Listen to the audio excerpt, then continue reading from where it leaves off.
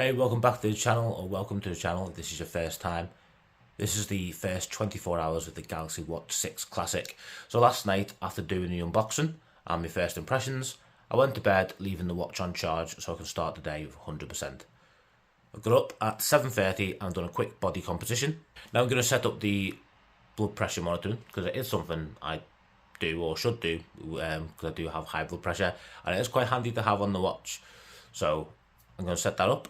And then I was going to go for a run, just test out the running features and the GPS. But the weather has other plans, and I made the sugar, so I'm not going for a run in torrential rain. Not even for the love of tech. Setting up is really easy, doing the blood pressure monitoring. You just do 3 tests with a blood monitoring machine and with your watch on at the same time, and you enter the 3 readings that you take. And the watch then calibrates, it's fine. So I've done a calibration and then done a quick check on my watch as well. As you can see, the blood pressure, these are about 30 seconds, a minute apart. There's 142/92 and 142/96. And the heart rate is about 8, it's gone off. It was probably about 7 or 8 difference in the heart rate, which, you know, can fluctuate from me just moving around and trying to change it. All in all, not terrible. Not terrible at all. After setting up the blood pressure on the watch as well, I thought it'd be fun, for lack of a better word, to do a ECG. However, I have run into my first problem with the Watch 6 Classic now, because we'll start this, and then rest my finger. Oh, no. Okay, then rest my finger.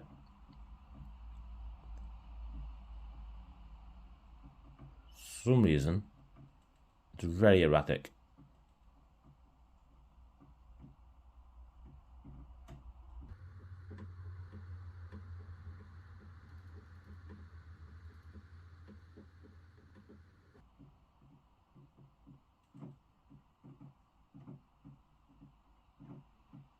What is going on there?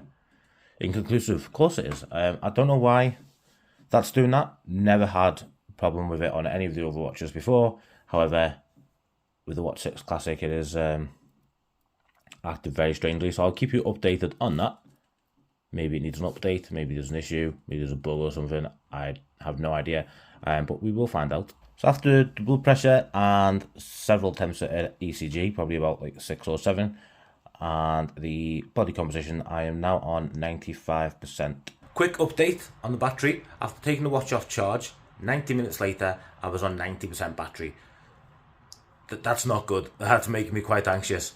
So I am a little bit concerned, or was a little bit concerned. So I'd only done a little bit of setup, a couple of tests and checks on there. I did a few press-ups and a few squats. That took me down to 90%. But I've just been sat here for an hour editing video, and now I'm on 89%. So 1% in an hour. Getting there. We'll see how it gets on for the rest of the day. I had to walk back to the car in the rain. There's the waterproof test. Absolutely torrential. Let's have a quick battery check. Battery's on 69%. So I've probably done about a dozen ECGs today as well, just to try and get that working. I've reset the watch, so that's been rebooted, not reset. Holding up well. So approaching almost near about 5 PM. So we're coming up to 10 hours, 9.5 hours since I took the watch off charge. We're on 62% now, so 40% in less than 10 hours. Not ideal, not great. The good news is when you go into the battery settings on the Wear app, it does come up saying, you know, it's still learning your usage. And thanks to this comment, I'll do this, let me get it in. There we go, this comment. And someone has shared a similar experience, saying the battery life in the first few days is rubbish. Then it learns you all the algorithms and stuff like that, and it improves, which we've come to expect with phones and watches now anyway. So this isn't a full in-depth review. This is just the first 24 hours of it. Obviously you're fiddling about with it a lot more, setting things up, changing watch faces, installing apps. So your battery does take a hit anyway, naturally. But you know what, so far so good. I was a little bit worried with it being silver. It's going to clash with different outfits and things, because as I say, I always go black. But I've had a few compliments on how good it looks, and I think it stands out a lot more. Looks a lot flashier than what a standard black does. Pretty happy. It's really comfortable, and it doesn't weigh a ton either. I know it's huge, everyone's a bit worried about the size of it, but there's been no point where I've felt, God, this is weighing me down, or it's getting in the way, it's cumbersome, anything like that. It's quite low profile, as you can see, and the weight, barely notice it's there, and the strap fits a lot more snug as well than it used to. On the Watch 5 Pro, it had this like weird arch over the wrist, whereas it's kind of like minimized now. It fits a lot better, so kudos to Samsung for that. I'll see you again later on. Well, that's work finished. That was a busy shift on my feet. Don't get to use the watch a whole lot, or my phone, but I have to fill out forms, so I'm like constantly checking the time, things that does refresh the screen a lot. Battery life so far, we are on 40%, and it is 10 to 2 p.m. So it's not done too bad. Sorry, just getting into the car there. One of the favourite features, and this is more of a software thing, so it probably will come to the Watch 5 and Watch 4 as well. When you complete the heart, there's 3 different parts of the heart. There's physical activity, active time, calories burned, and steps. Usually you just get a notification when all 3 of them are done, but now you get a notification when each part's done, and it shows you like the blue part for the active time. And I like that. It's nice, and it gives you that extra boost. So you've met this, can you meet the other one, kind of thing. I think that really works really well. That will help me a lot in terms of like achieving targets, so I appreciate that a little bit. I'm going to go home now, get my head down. As I said, the watch is on 40%, so hopefully gets me through the night and does the sleep tracking, ready for me to pop it on the charger in the morning, but we shall see. So I'll see you in the morning. Good night.